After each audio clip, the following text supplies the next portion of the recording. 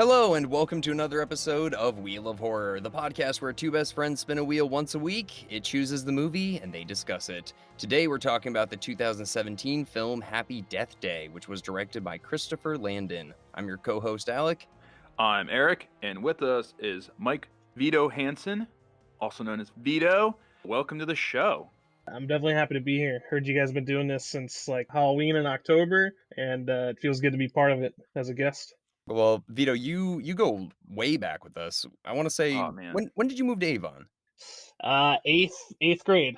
Yeah, I started Really? eighth grade in Avon. And where were you from before that? I was originally from Farmington.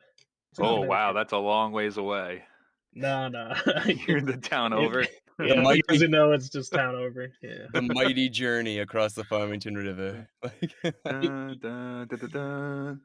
Well, that's cool, man. Yeah, no, Vito, you're one of the funniest guys that I've ever met. And then you were with us basically up until what? Like we were like 21, and then you drove cross country and moved to California. You've been there ever since, right?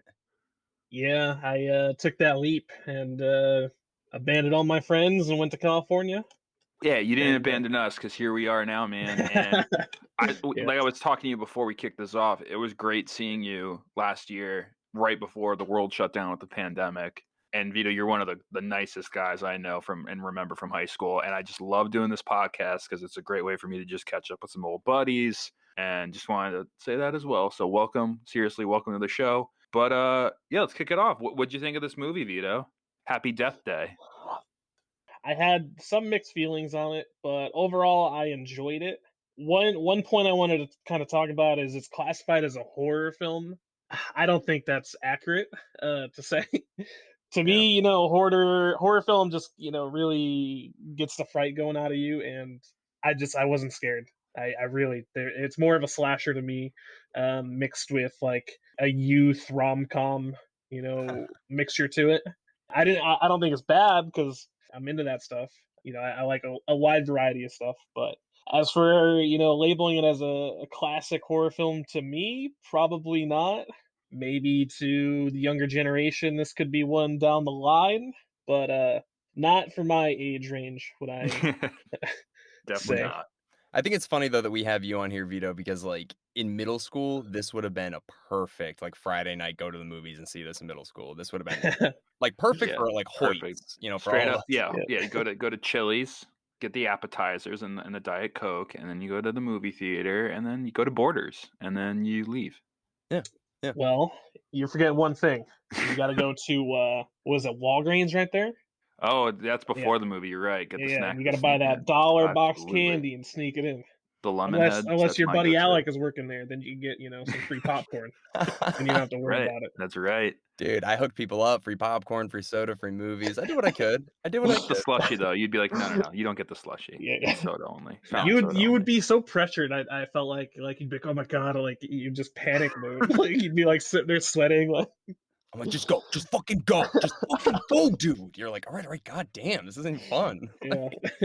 Yeah, this movie, you're right, though. It did feel like, it felt like a rom-com, but with some horror elements. And on Wikipedia, it describes it as Groundhog Day meets Scream. And I actually think that's like a really good description of what this is. It's exactly Groundhog's Day. And I think it's an original idea. I liked it. And it's so cheesy. And honestly, I'm going to say this. It is not nearly as bad as I thought it was going to be. I thought it was going to be way worse. Yeah. I thought we'd just be shitting on it. I liked it. I really did. Yeah, it's definitely the first time I've seen it. Erik, I'm assuming you, but Vito, have you seen it before? So when you guys mentioned that, I could potentially be a guest on, and then those are my options, I Googled a few of them. I tend to not, hate on me if you want, but I tend to not like movies that are, produced before like the 90s. Just quality-wise, it just kind of irks me. I think it's a sound thing, especially when, you look at the voices. And like the mouths moving and the audio doesn't line up to it, it triggers me. Oh my God. I know, but there's so many good classics from the 70s, 80s, just film wise. You're like, I like movies from before I was born. It's like, okay, no, that's weird. You're saying the opposite. What do you say? You're saying so you like movies after? Okay, more modern. Got it. Okay, cool. I thought you said the opposite for some reason. I don't know. No, I love hearing No. this because this is the exact opposite of what most of our fans and I believe Eric and I feel. So I love hearing this opposite, opinion. So what is like your favorite horror movie then, Vito?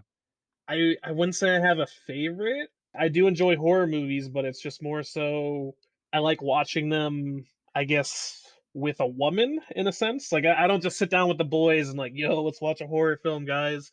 I'll watch a scary movie with a girl, but I usually don't get scared from scary movies. I guess that's a weird reasoning, but God, the last movie I was probably like scared of, Chucky creeped the hell out of me when I was a kid. Chucky. Nightmares. Like I remember having a little doll that just like I watched Chucky and I just saw this doll and it just reminded me of Chucky and I just took these scissors and I started stabbing it, cutting it up. Jesus. And there was just this open enclosure underneath like the staircase that I had. Just picture like a wall just like punched out and inside it's just the middle of the wall and it's all like, just deep and dark. And I just threw Chucky under the stairs as far in as he could go and just disappeared forever. Still But there to then this Still day. there to this day, probably. yeah, but then they made another Chucky and there was a scene where Chucky's like under the staircase and he's like stabbing someone with the knife. Yep. And that was kind of a freaky thing for me after that. But no, since then maybe The Grudge. It got shit on in reviews. I didn't like Grudge 2, but I like Grudge 1. Never saw The Grudge either. Yeah. That's another one. We got to add that. Well, speaking of like Chucky and dolls and stuff like that, the mask in this movie with the baby face, Couldn't be less scary. dude, so dumb. I was like, Worst mask decision in my opinion. dude, I can't think of like a dumber thing they could have chose. Like it looks like a stupid drunk baby cartoon. So funny you said that because when I saw that, like I knew that was in the movie, the baby face killer thing. And then there's a scene where the main character goes to the hospital and she's all like in a bad mood and stuff. And I was like, oh no, are they going this route? I thought they were going to go like an abortion route, honestly. Oh my god. I'm not even kidding. And I'm so happy they did it. I was like, oh, is that why she's going to be like, I'm like, oh, please don't go that route. Very happy they didn't do that. But this movie really flowed well. Yeah, And it moves really quick. yeah, another thing I thought it was going to be too, at the beginning of the movie, they show this guy like selling merchandise and you see that baby mask and he has like a slight stutter for a second. And I'm like, oh, do you think he's the killer? It kept me guessing, honestly. It did. I had no idea who it was. Like I was running the options through in my mind who it could potentially be, and every time I would think of someone, they just narrowed it out, and it just kept me guessing the whole way. Because normally in a movie, they'll introduce the killer somewhere along the line, usually early on, and then you just won't know. But they'll drop clues or they'll like introduce it. It won't just be someone random at some point. So I noticed one thing, when they're doing that montage and she's crossing the names off the list or whatever, there's one part where I'm like, wait, she would have already known. You know that like Danielle, like house leader sorority girl? Yeah. Like the big bully. She texts her when she's in the room with that guy and like the murderer's killing her or whatever. So she would already know that Danielle's not the murderer because Danielle's texting her like, where are you right now? Remember that scene? I caught that too. Yeah. Maybe she knew, but just still wanted to kill her in one of the days. Yeah, I guess so. Yeah. What would you guys do if immediately, like, let's say you figured it out like day 3? What's the first thing you would do? Oh, man. In the sense of I'm trying to figure out who this person is, I would just run up and rip the mask off and then die. But obviously, movie over, that wouldn't really work. I didn't even think of that. That's so true. It's so fast. Just be like, whatever, I'm gonna get killed, but fuck it. Yeah. I mean, I'll tell you this: when she like figured it out and like she had that like perfect day, I would go to the casino and straight up put it all on all my money on like black whatever, and then if it hit, I'd be like, sweet, okay, now I can. If I didn't hit, I'd be like, all right, I'll get killed again, and tomorrow I'll try it again. Well, I was just thinking, like, just get a gun. Just like immediately, just be like, all right, I just gotta go get a gun, like really quick, and I'll shoot the person, and I'll be able to figure it out. I don't know why it took her 16 days to figure out, maybe I should get a gun. Maybe the laws in California are harder. I don't know. But she did eventually find a way to get a gun. Yeah, exactly. So she got it from the security person. There's got to be an easier way than holding a knife up to a security guard in a hospital. I don't know. I also thought for a second that was going to be her father. that guy who they locked up or whatever. Oh, I don't know why, because they mentioned the dad, and the dad calls her one time. She hangs up. She like hangs up, and then they say the last name. We never really hear her last name. So I'm like, could it be him? Could that be the dad? And like, oh, like did he kill the mom at one point? Who knows? Then it kind of like unfolded. I wonder if there's like alternate endings to this movie or alternate ideas. But also, I also thought it was gonna be Carter for a while, like to teach her a lesson, like nice guys always finish last kind of thing. Like, you treat nice guys like shit, and now I'm gonna, because like he's being a nice guy. He like took her home. She was hammered, got her a nice bed, and like didn't take advantage of her. Like she thought like, oh, another guy took advantage of me. It's like, what the hell? Like, but she's terrible in the beginning. You're just like, are we oh supposed man, are we supposed to like this person? Like, she's the worst. I like that. You know how Bill Murray has his Groundhog's Day wake up and walk? Her walk every day is a hungover walk of shame. Like, that's a nice spin on the Groundhog's Day. Like, morning walk is a walk of shame, and she's like in high heels. That must be horrible. First of all, wearing high heels, hungover like that. Oh God, that must be the worst feeling in the world. But just thinking out loud. Yeah. It's not scary really, but it does. I don't know. It's funny, I guess. Kind of thought the scene where she found out that guy that she wasn't texting back is gay, and he's like on the laptop, and she's like, "Oh."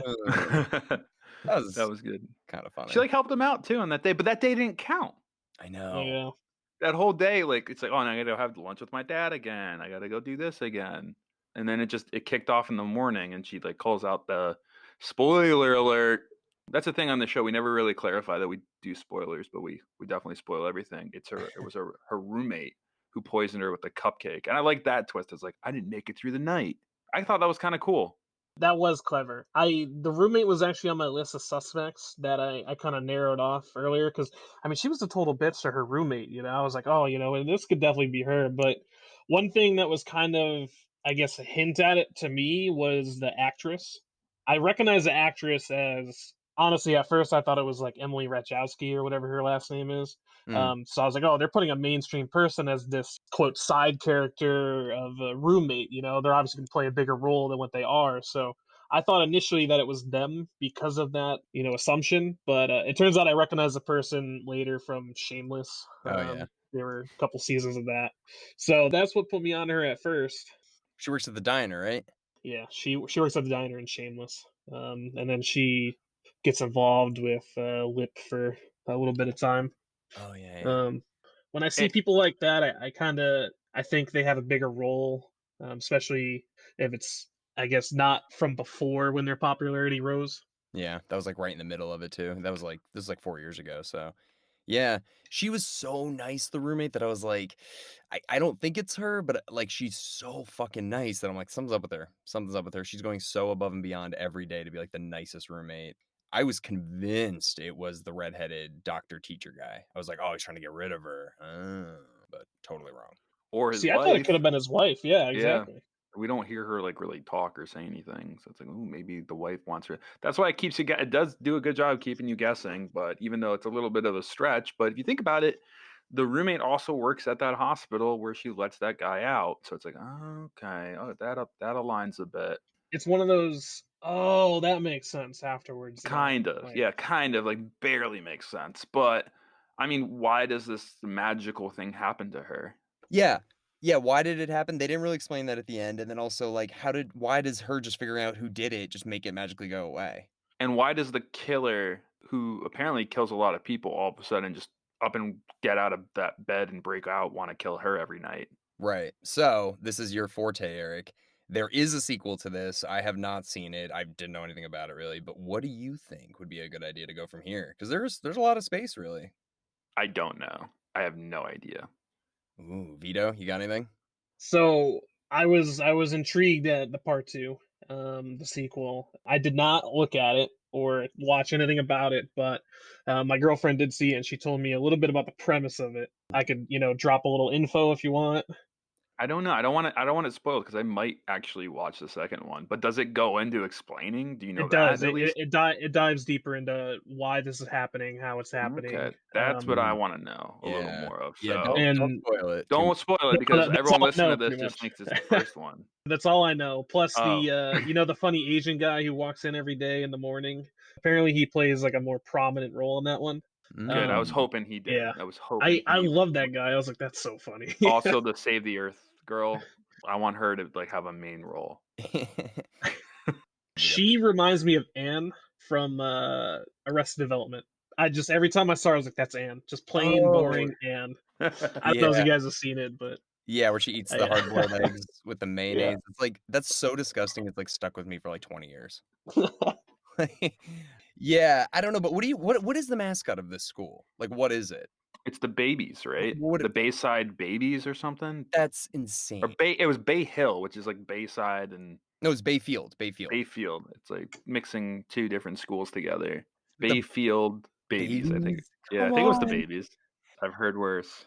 You guys were not in Greek life at all, were you? No. no. So Kelly was my ex-girlfriend. She was in a sorority, so she was living in like the actual Greek living or whatever. And those houses are actually not that far off from that movie. Like they get these massive houses. Huge. I was there with you one night too, and I've never been in a house like that, like a sorority house. No, me neither. This was at UConn, so but they just had like I remember the Delta Zeta sign or whatever is a big triangle with a Z on the right on the building, so you knew exactly what it was. And yeah, it was like a legit house. So that line when she wakes up in the morning, she's like, "Am I in a dorm room?" It was kind of funny. I don't know. And they also have those paddles too. Like I've never seen those paddles. It's like sororities actually do this, like the paddle thing. Yeah, they did make some weird things, but oh my god, wait, how fucking weird! And they barely acknowledged it. That scene where she gets her throat sliced with the bong, the dude, she's like, "Help me, help me!" And the guy just walks in, and is like, and then leaves. I was like, "What?" What was the purpose of that? I mean, I guess to show like bros just let rape happen, but it was like so like, oh my god, she's screaming, "Help me!" And this guy's just like, "Whatever, dude." Okay. What did he call that room? The pleasure zone or something? The pleasure, the pleasure dome or something. Pleasure dome. Oh my That god! was It looked like a bowling alley on a Friday night. And then he just starts dancing by himself. It was just Cringe-worthy, disgusting, dude. 100% cringe. They really don't paint sorority girls nice in this movie. Oh, they called that one girl fat, like, for drinking chocolate milk. It was like, "Oh my god, like, fuck these people, dude." Yeah, I mean, I think we need more movies where sorority girls aren't always bitchy, and like we need to flip the script and make a movie where a group of sorority girls like save the planet. I don't know, do something. No. That'd be a funny movie. Because let's be real, like every like sorority movie, even Pitch Perfect, like one of the sororities is like it's not even a sorority, it's an a cappella group. Yeah. But like there's movies where like sorority girls are nice, but then there's like 90% I can think of are just like terrible human beings, or like at least the head of the sorority is like the worst person on earth. Let's change that. Let's fix that. It's 2021. Let's make sorority girls better people. Yeah, Tree, I mean, you know, she learned all of this through trial and error, I guess, you know, just going through the misery of, I don't know, dealing with her life. But that scene with her dad, oh my god, that it's like hard. That was like, can we wrap this up? Oh, it was so hard to watch. It was just so cringeworthy too. I was just like, ugh. Especially that line where she's like, "I don't want to do this anymore," and he's probably just like, "You don't want to fucking stay in school, seriously?" Like that's probably the first thing he was thinking. And she's like, "No, I don't want to do the small talk." He's like, "Oh, okay." I mean, I thought that scene was sweet. You know, obviously it could have been done a little bit better, but I felt a little heartwarmed by it. You know, she's basically having this revelation that she's a terrible fucking person, and yeah, she's ruining her relationship with her father. And imagine how he could feel. And not that I could like relate to it, but it just you can really feel for it in a sense. Yeah. But I kind of disagree with you guys on that point. well, I will say the first line is like, "I like your tie," and he's just like, "Thank you."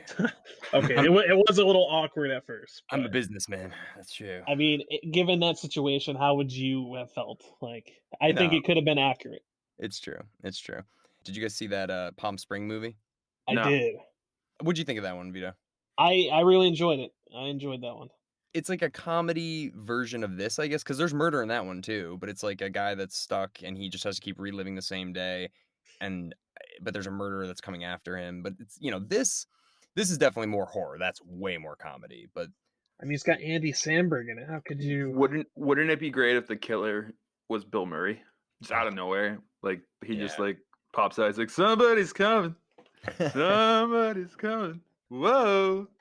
That actually would have been a nice little nod, especially at the end when they just try to cram that all in there. Maybe that's the second one. Who knows? Oh yeah, Vito, you can't spoil it for us.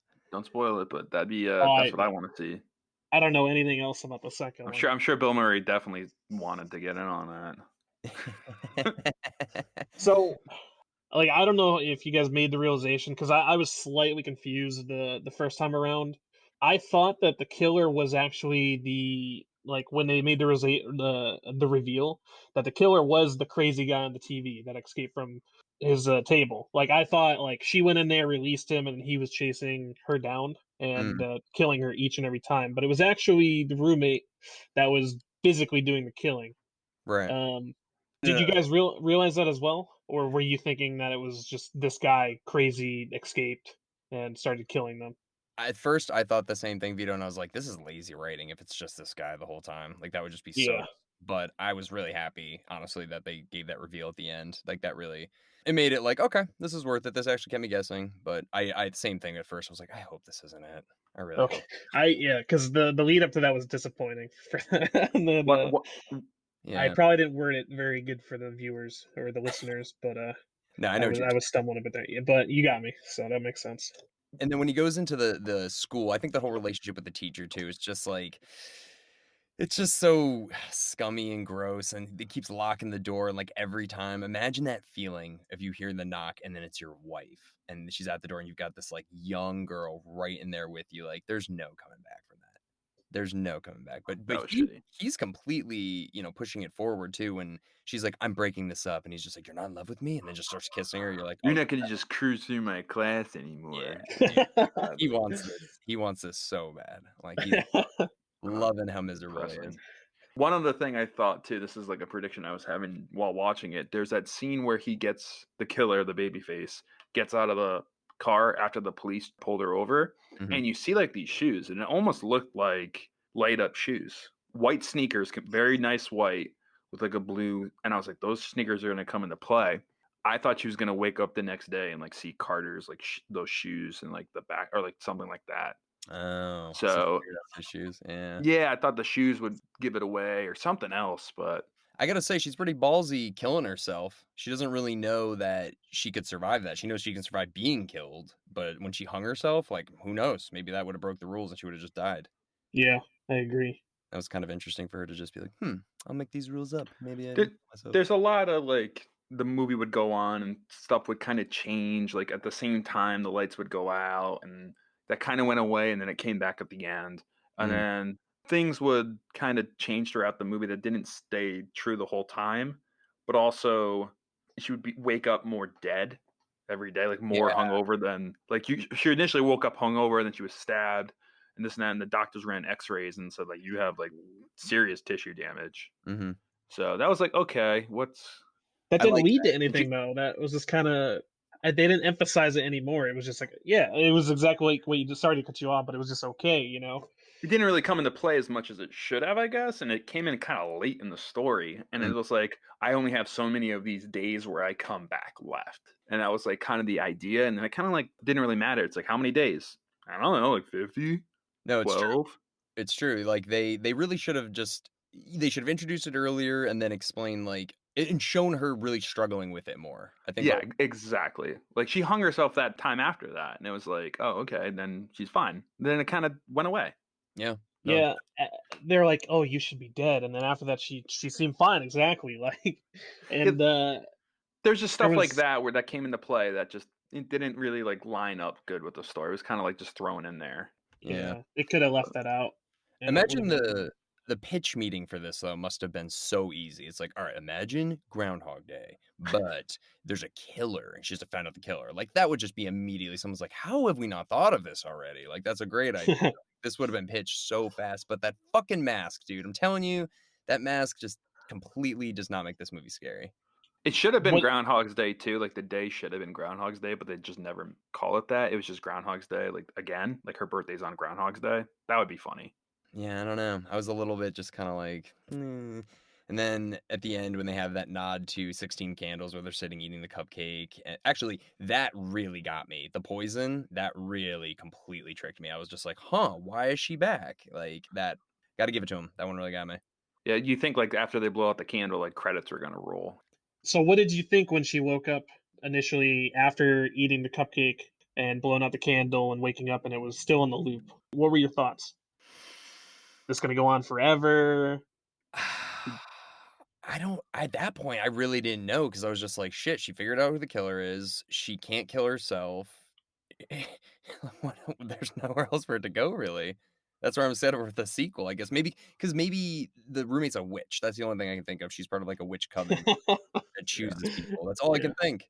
I paused it like I had to go to the bathroom so badly at that part. So I like paused. She woke up again. Okay, hold on. So I paused it and I saw like there's like 6 minutes left. I was like, okay, this is wrapping up really quickly. So like I came back from the bathroom, hit play, and it was like over in like 3 minutes. Like after she woke up that last time.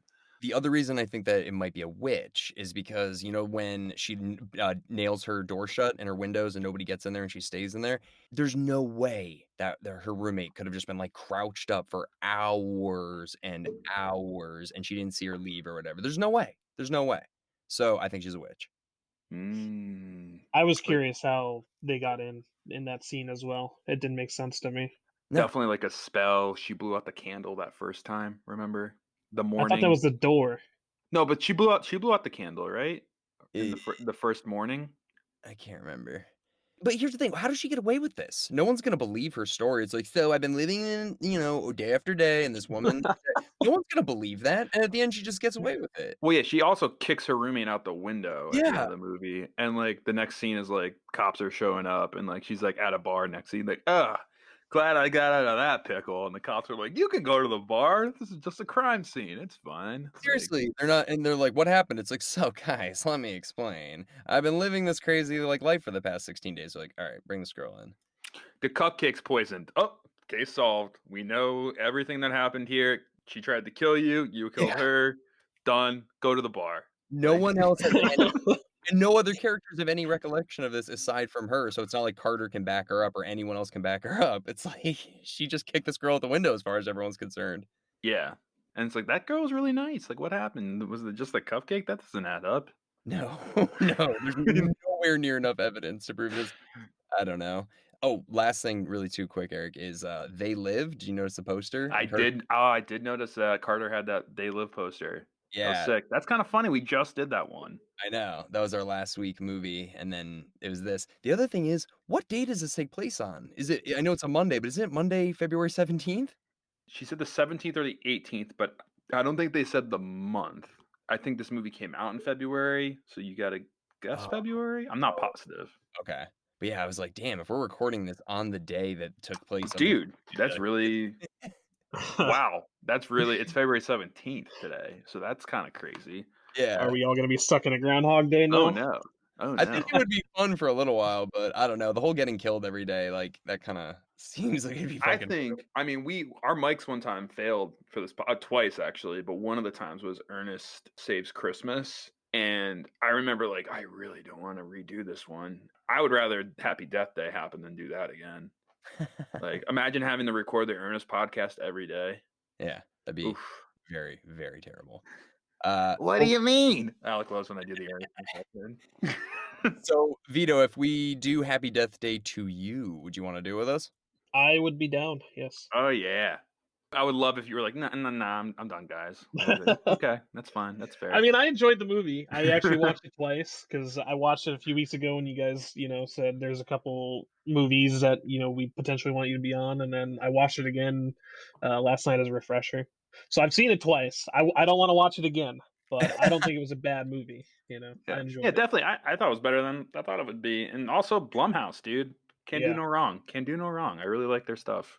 They have a movie coming out that seems it's not Groundhog Day-esque, but it's like a Freaky Friday twist to it. It's actually called Freaky, and that's a Blumhouse production movie as well. And I think it might already be out. It's probably on Amazon.